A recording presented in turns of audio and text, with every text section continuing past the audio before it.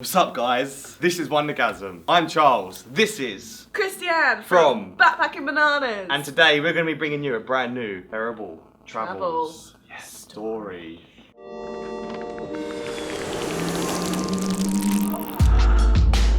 I'm going to go first today because I like to tell stories and it's hard for me to shut up, so... He does struggle with that.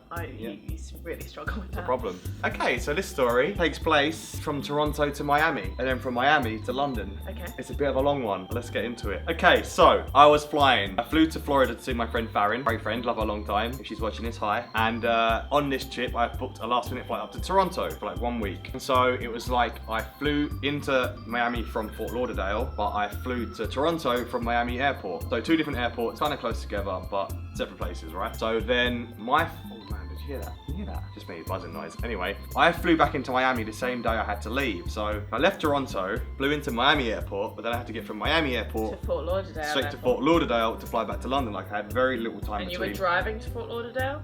No, I had to get the train. Okay. I was on my own.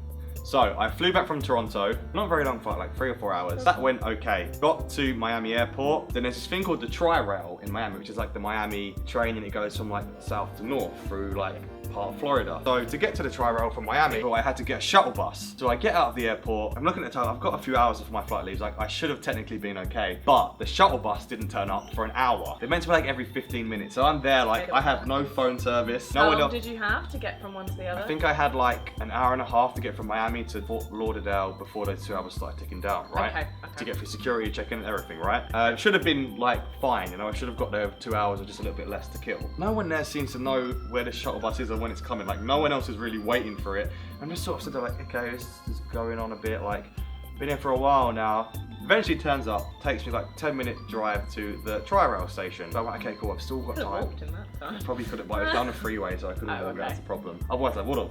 Yeah. But like, okay, so now I'm like getting to the Tri-Rail, and the Tri-Rail turns up, it's fine, I've got my ticket, get on the Tri-Rail, I'm like, okay, cool, I can do this, like it's gonna rock up. You know how long the train takes? Yeah. Halfway through the train journey, the train just stops. And then it's like, oh, why is the train stopped? We're not at a station. I think I was there for at least an hour on this train. And I'm there just like the time's slowly ticking down. I'm like, oh no, I'm not gonna make this plane. I've never been in that situation where I've not made my plane flight. I'm not freaking out, but I'm like, man, I'm gonna miss this fucking plane, like shit. And there was another guy on my carriage who was meant to be getting a flight too, and he's like, dude, I'm gonna miss my plane too. And I was like, oh fuck.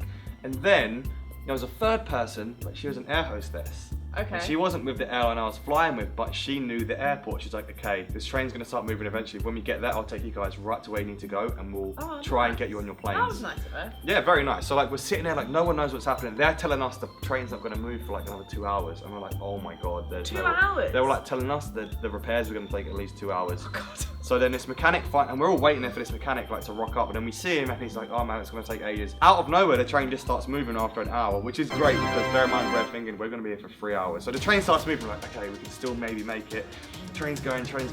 We get to the airport, this air hostess is like, right, come with me. We're like sprinting through the airport together. Me and this random air hostess takes me to bag check and goes, check his bagging. Like she doesn't even know this, but she's like, check his bagging. I'm like, okay, we'll do it.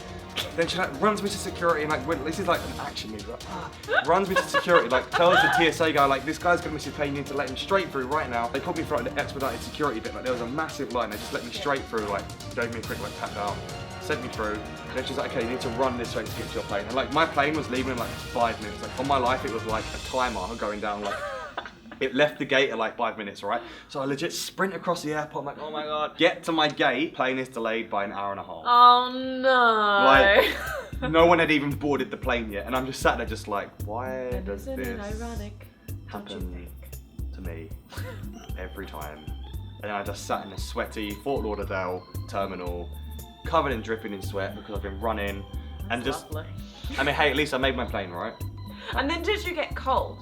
Like if you're running around somewhere and then you sweat and then suddenly you have to like... No way am I ever going to be cold. I feel like sometimes if I'm running somewhere and then I'm like, oh my God, like why did I run? And I sit there and I'm sweating and then I get freezing because all my sweat dries. just Anyway, so what we've learned from this story is don't rely on the Tri-Rail to get you to your airport on time. Bloody Tri-Rail. Bloody Tri-Rail, man. God, man. Why you be like that? Anyway, so that was another terrible travel stories, guys. This is Christi. Terrible. Make sure you go check out her channel, Backpacking Bananas. And Christi's going to do another video now. We're going to tell another story, so we'll see you in that one. Peace!